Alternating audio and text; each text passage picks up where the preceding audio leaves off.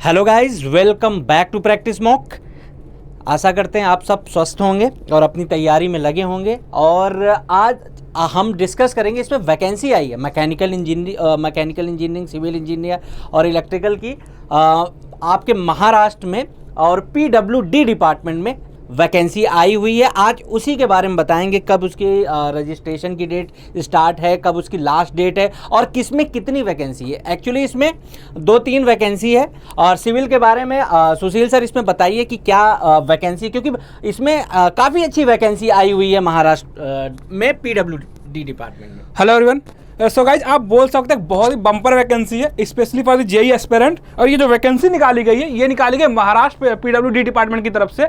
मैं सारी डिस्कशन यहाँ पे करने वाला हूँ। सबसे पहले एक बार आप ये देख लो, ये आपके पास नोटिफिकेशन है जो आपको क्या मिलेगा, जो इनके जो ऑफिशियल चैनल है वहाँ पे आपको ये देखने को मिल जाएगा। बट दिक्कत क्या है ना, ये जो नोटिफिकेशन है ना वो मराठी लैंग्वेज में है, ठीक है। इसीलिए हमने क्या करा कि इस पूरे नोटिफिकेशन का एक निचोड़ हमने किस में निकाला है, एक पीपीटी फॉर्म में मैंने आपके लिए लेके आया हूँ, जिससे आपको भी चीज़ें अच्छे से समझ में आ जाए कि क्या सब कुछ, क्या डिटेल्स है, क्या डेटा है, ये सारी बातें आपको अच्छे से समझ में आए। इसलिए हमने क्या करा कि पूरे जो नोटिफिकेशन में जो इंपॉर्टेंट पॉइंट है, इंपॉर्टेंट डेटा है, उसका हमने क्या कर दिया, आपके लिए एक पीपीटी बना दिया। आप यहाँ पे आसानी से देख सकते हो। सीधा हम डिस्कस करते हैं सबसे पहला जो सबसे इंपॉर्टेंट आप लोगों के लिए, जिसका आप लोगों का सबसे ज़्यादा फोकस होता है, वो क्या है, नंबर ऑफ वैकेंसीज पे, ठीक है। तो नंबर ऑफ वैकेंसीज की बात करूँ, सबसे पहले मैं बता दूं, एक जो सबसे इंपॉर्टेंट वैकेंसी है किसमें, जूनियर इंजीनियर की वैकेंसी है, ठीक है। जो वैकेंसी है किसकी है, वो वैकेंसी है जूनियर इंजीनियर की वैकेंसी है। एक बार आप इसको, ठीक है। और अगर मैं बात करूँ जूनियर इंजीनियर की वैकेंसी, इसमें जो टोटल नंबर ऑफ वैकेंसी है, ठीक है, एक बार आप चेक करना, जो total number of vacancy JE वाली वो कितनी, 532 है। और अगर मैं बात करूं, इसके साथ साथ एक और वैकेंसी है। वैकेंसी किसकी है, इसके साथ साथ वैकेंसी जो आपके पास है ये है कि सिविल इंजीनियरिंग में असिस्टेंट पोस्ट के लिए, किसके लिए, असिस्टेंट पोस्ट के लिए वैकेंसी निकाली गई है। और ये जो वैकेंसी है, इसमें टोटल नंबर ऑफ वैकेंसी जो है वो कितना, 1378। यानी कि अगर आप देखो ना तो 1378 वैकेंसी आपको मिल जाएगी किसमें, असिस्टेंट के लिए, और 532 वैकेंसी आपको मिल जाएगी जेई के लिए। सिविल में टोटल ये टोटल नंबर ऑफ वैकेंसी है सिविल इंजीनियरिंग के लिए, ठीक है। और मैं आपको क्लियर कर दूं सर, जो इंजीनियरिंग वाली पोस्ट है, जेई वाली पोस्ट है, इसके लिए क्वालिफिकेशन अलग है। और ये जो सिविल इंजीनियर असिस्टेंट की जो पोस्ट है, उसके लिए जो मिनिमम क्वालिफिकेशन है वो अलग मेंशन है। उन सारी बातों का चर्चा अभी आगे वाले स्लाइड में मैं करने वाला हूं कि क्या मिनिमम क्वालिफिकेशन रहने वाला है। लेकिन सर यहाँ पर देखा जाए ना, जो पेपर का टाइप है किस तरीके से होगा, वो ऑनलाइन मोड में होना है और सीबीटी फॉर्म में होना है आपका पेपर। और सर इलेक्ट्रिकल के लिए भी यहाँ पे 55 वैकेंसी देखने को मिल रही है, और आर्किटेक्ट के लिए भी आपके पास टोटल 5 वैकेंसी है, ठीक है। और जो फॉर्म फिलिंग की डेट है सर, ये तो हो गया नंबर ऑफ वैकेंसी की बात, ठीक है, ये नंबर ऑफ वैकेंसी की बात है। दूसरी जो सबसे इंपॉर्टेंट बात है सर, ये फॉर्म फिल करने की जो डेट है ना, वो कब से स्टार्ट हो रही है। तो आप ये चेक कर सकते हो कि जो फॉर्म फिलिंग की डेट है वो आपका स्टार्ट हो रहा है 16 अक्टूबर से लेकर 6 नवंबर तक। यानी कि इसका मतलब ये होगा सर, फॉर्म फिलिंग की डेट स्टार्ट हो चुकी है, आप फॉर्म अभी फिल कर सकते हो, ठीक है। तो ये तो बात होगी सर डेट की, ठीक है। आपका जो इंपॉर्टेंट डेट है वो 16 अक्टूबर से लेकर 6 नवंबर आने वाला है। सर एक बार आप इनको बताओ पेपर पैटर्न क्या है। जो इनका पेपर पैटर्न रहने वाला है वो, आप अगर नॉन टेक देखोगे, आप नॉन टेक्निकल में इनका इंग्लिश, मराठी, जीके और लॉजिकल एबिलिटी यानी रीजनिंग है। और उनके कितने टोटल नंबर ऑफ क्वेश्चन है, 25 क्वेश्चन है। कितने मार्क्स के हैं, 50 मार्क्स के हैं। और इसमें जो आएगा आपका वो जो पेपर का लैंग्वेज होगा वो मराठी और इंग्लिश ही होने वाला है, इसमें हिंदी नहीं है। बोल सकते हो कि जो मराठी वाला, एक तो मराठी वाले क्वेश्चन मिल जाएंगे आपको देखने को, दूसरे जो क्वेश्चंस मिलेंगे वो इंग्लिश का, जीके का और लॉजिकल एबिलिटी का, वो आपको मिलेंगे इंग्लिश। एक बात ये देखने को मिल रहा है सर, मराठी का बहुत ज्यादा वेटेज नहीं, क्योंकि अगर आप 25 नंबर ऑफ क्वेश्चन ले रहे हो तो आपका इसमें इंग्लिश भी इंक्लूडेड है, जीके, लॉजिकल एबिलिटी और ये मराठी, यानी 5-5 क्वेश्चन का भी वेटेज इसमें है। आप इक्वली डिस्ट्रीब्यूट कर दो ना, तो मराठी का जो वेटेज निकल गया वो 5 मार्क्स का निकल गया। मतलब आप बोल सकते हो बहुत मिनिमम वेटेज। अगर आप मराठी वाले क्वेश्चन छोड़ भी देते हो ना, तब तो भी आप कर सकते हो, क्वालिफाई करा जा सकता है बहुत आसानी से। उसके बाद अगर हम टेक्निकल की बात करें, टेक्निकल में नंबर ऑफ क्वेश्चन जो आने वाले हैं वो 75 क्वेश्चन है। और वो कितने मार्क्स को होंगे ये देखना पड़ेगा सर। वो हर एक क्वेश्चन आपका जो है 2 मार्क्स का है। और यहाँ पे ये जो पेपर का पैटर्न है, इसमें मराठी भी नहीं है, इसमें सिर्फ क्या है, इंग्लिश है। जो पेपर का लैंग्वेज मिलेगा वो इंग्लिश लैंग्वेज मिलेगा। इसका मतलब आपको टेक्निकल वाला पेपर अटेम्प्ट करने कोई दिक्कत होना नहीं है, ठीक है। तो आप अगर यहाँ पे देखो, जो टोटल नंबर ऑफ मार्क्स है, टोटल कितने, यहाँ पे भी कितने 2 नंबर के सारे क्वेश्चन मिलेंगे, यहाँ पे 2 मार्क्स सारे क्वेश्चन मिलेंगे। तो टोटल नंबर कितने होंगे, 200 के आपके क्या हो जाएगा, टोटल पेपर हो जाएगा 200 नंबर। बहुत अच्छी वैकेंसी है। मतलब आप सिविल में आप देख लो, मतलब 1378 वैकेंसी है असिस्टेंट की, और जूनियर इंजीनियर इंजीनियर की 532 वैकेंसी, मतलब आप अपनी तैयारी एकदम परफेक्ट तरीके से शुरू कर दो। स्पेशली फॉर दी ऐसे स्टूडेंट जो लोग महाराष्ट्र से बिलोंग करते हैं, हाँ। उनके लिए तो सर आप देखो स्टेट में इतनी वैकेंसी है, मतलब बहुत दिन बाद हमें लग रही है कि सर इतनी वैकेंसी। सर देखो कभी कभी क्या होता है ना कि अगर आप देखो ना सेंट्रल से ज्यादा अच्छी जॉब निकल के आ जाती है, क्योंकि अपने स्टेट में जॉब करने का लोग अपने स्टेट में जॉब ज्यादा प्रेफर करते हैं। महाराष्ट्र वालों के लिए तो बहुत बहुत सिविल डिपार्टमेंट जिनका है, सिविल एक लंबे टाइम बाद ये वैकेंसी, ये नंबर जो आप देख रहे हो ना, ये अभी 1-2 साल बाद मेरे को लगता है काफी लंबे साल बाद ये नंबर आपको देखने को मिल रहा है। तो आप अगर महाराष्ट्र बिलोंग करते हो तो ये तो फॉर्म बिल्कुल फिल करना चाहिए आपको। बाकी अगर मैं बात करूं और डिटेल्स की, ठीक है, क्वालिफिकेशन की, सर मिनिमम क्वालिफिकेशन जो यहाँ पे मेंशन है, जो आपको मिनिमम क्वालिफिकेशन मेंशन है वो यहाँ पे मेंशन है कि सर जेई की जो मिनिमम क्वालिफिकेशन वो क्या है, ठीक है।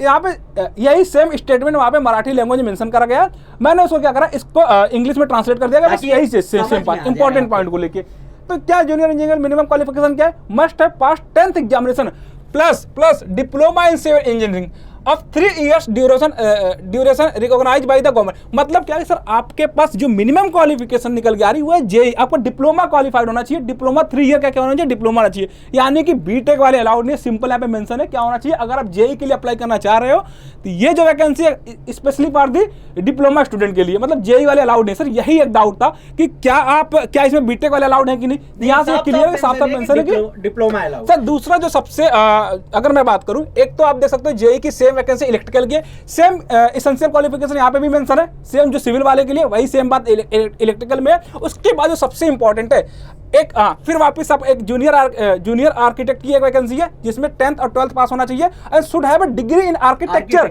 For the recognized university. Simple सी बात है, क्या होना चाहिए, यहाँ पे डिग्री मेंशन है। सर एक बार देखना चेक करना कि सर यहाँ बाकी दो ये जेई वाले इस पोस्ट के लिए, ये भी जेई की पोस्ट है, ये भी जेई की पोस्ट है, बट यहाँ पे क्या है, यहाँ पे डिग्री चाहिए, यहाँ पे डिप्लोमा चाहिए। तो आर्किटेक्ट वाले में आपको डिग्री चाहिए, ठीक है। अब आइए जो सर जो सबसे इंपॉर्टेंट पॉइंट ये यहाँ पे है कि सर इसके लिए क्या क्वालिफिकेशन है।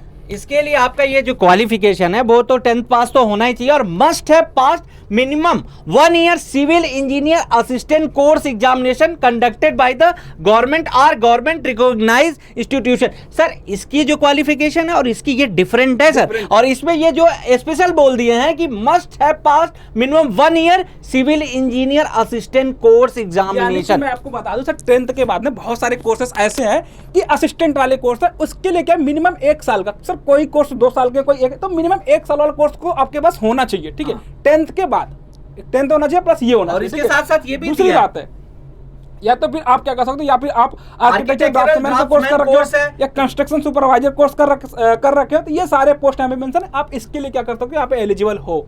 तो ये 2 पोस्ट है, एक तो जो मेजर पोस्ट है आप देख सकते हो, एक तो जेई वाली पोस्ट है, जो नंबर ऑफ वैकेंसी किसमें ज्यादा, नंबर ऑफ वैकेंसी इस वाले पोस्ट में ज्यादा है सिविल के लिए, और ये ग्रुप सी की जॉब है सर, ये ग्रुप बी की जॉब है, ठीक है। इसका मतलब सर अगर ये ग्रुप बी की जॉब है तो यहाँ पे सैलरी भी ज्यादा होगी, अगर ये ग्रुप सी की जॉब है यहाँ पे सैलरी भी कम है। ये सारी बातें यहाँ पे मेंशन है, आप बस 2 मिनट का वेट कर लो, ये सारी चीज आपको यहीं पे मिल जाएगा एक साथ। सैलरी वाला स्लाइड आ गया सर, आप एक बार बता दूंगा सैलरी यहाँ पे क्या है। जो जूनियर इंजीनियर की सैलरी है, जो ग्रुप बी की जॉब है हम जिसको बोल रहे हैं, वो आपकी यहाँ पे है जूनियर इंजीनियर की यहाँ से 41,000 से शुरू हो रही सर, 1,32,300 रुपए तक जा रही है पर मंथ।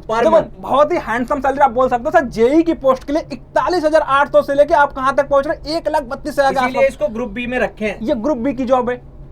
अब अगर बात करो सर वापस जेई की सेम स्टोरी चलेगी, बस क्या है ब्रांच अलग है, वापस से सेम बात है कि सर जूनियर आर्किटेक्ट वाली जो सैलरी वहां पे भी सेम सैलरी है। अब हम आते हैं किस पे, सिविल इंजीनियरिंग असिस्टेंट जो ग्रुप सी की जॉब है, ठीक है। और इसकी जो सैलरी सर यहाँ से तो बिल्कुल कम ही होगा, क्योंकि ये ग्रुप सी में आता है और ये ग्रुप बी में आता है। तो लेकिन वैकेंसी नंबर ऑफ वैकेंसी इसमें ज्यादा है, 1378 वैकेंसी आपका इसमें सिविल इंजीनियर ग्रुप सी में रहने वाली है। और यहाँ पे जो सैलरी है कितना 25,500 से लेके कितना 81,100 रुपए पर मंथ सैलरी है। बहुत ज्यादा वैकेंसी है, अगर आप इसमें मतलब आपको तो सिलेक्शन अब इसमें ले ही लेना चाहिए। नंबर ऑफ वैकेंसी बहुत ज्यादा इस बार, और बहुत टाइम बाद ये वैकेंसी आई है। एज लिमिट की बात करते हैं सर, बहुत इंपॉर्टेंट सर। आप एक बार आप देखो जेई की जो एज लिमिट है ना 18 साल से 45 साल, यानी कि मैं अगर आप देखो सर ना यहाँ पे एक मिनट सर हो गया। तो यहाँ पे जो एज लिमिट है सब में सिमिलर ही है। आप देखो सारे पोस्ट के लिए एज लिमिट क्या है, सेम है, 18 से लेकर कितना, जो मिनिमम एज लिमिट कितना 18 ईयर्स है और जो मैक्सिमम एज लिमिट है 45 ईयर्स है। भर सकते हैं इसमें। तो एज लिमिट का कोई क्राइटेरिया है ही नहीं, इसमें बहुत ज्यादा एज लिमिट दी है। आप उसके बाद सर रजिस्ट्रेशन फीस पे अगर रजिस्ट्रेशन फीस की बात करें कि सभी की फीस कितना है 1000 है, ठीक है, 1000 रुपया रजिस्ट्रेशन फीस। बाकी अगर यहाँ पे देखो ऑर्फन बीसी पीडब्ल्यूडी के लिए कितना 900 है, बाकी सर्विसमैन और डिसेबल स्टूडेंट के लिए कितना है, कोई भी फीस नहीं है, ठीक है। अब पेमेंट मोड ऑनलाइन, सबको पता है आज के डेट में सारा ही ऑनलाइन फॉर्म भरा जा रहा है, कोई दिक्कत इसमें वाली बात नहीं है। सिलेक्शन प्रोसेस की बात इंपॉर्टेंट ये है कि सिलेक्शन प्रोसेस आपका कैसे रहने वाला है, किस बातों पे एग्जाम आपको मतलब कैसे देना है। Selection will be based on examination, CBT होगा सर, ऑफलाइन नहीं होगा, सीबीटी है, कंप्यूटर बेस्ड टेस्ट है ये आपका। और आप सर कैसे अप्लाई करेंगे इसको और कब तक लास्ट डेट है, इसके बारे में चर्चा कर लेते हैं। आपको सीधे ये आपके पास क्या है, ये आपके पास वेबसाइट है, ठीक है, इसका लिंक भी आप नीचे प्रोवाइड करवा दिया जाएगा, या फिर आप ये देख लो एक बार, ये लिंक है, ठीक है, आप इसको ध्यान दो। अब बाकी आपका जो लास्ट डेट मैंने बता दिया कितना 6 नवंबर है, ठीक है, 6 नवंबर तक आप फॉर्म फिल कर सकते हो। उसके बाद अगर मैं बात करूं, यहाँ पे देखो सारा डेट यहाँ पे मेंशन है, जो स्टार्टिंग डेट है कितना, स्टार्टिंग डेट आपके पास कितना है,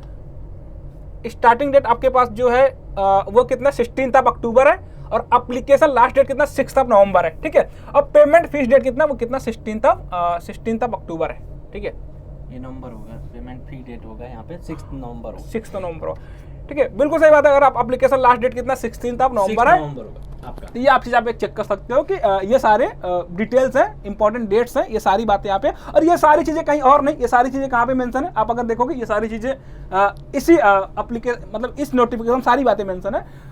तो इसमें से जितने भी इंपॉर्टेंट पॉइंट बनने थे वो मैंने आपको दिखा दिया। बाकी अगर आपको किसी भी पॉइंट में, अगर आपको कोई भी पॉइंट में कोई भी डाउट लगता है, या आपको लगता है कहीं पे भी कोई कंफ्यूजिंग पॉइंट है, तो आप एक बार कमेंट बॉक्स में मैसेज कर देना, उसका रिप्लाई हम लोग यहाँ से करवा देंगे। So thank you everyone. Thank you.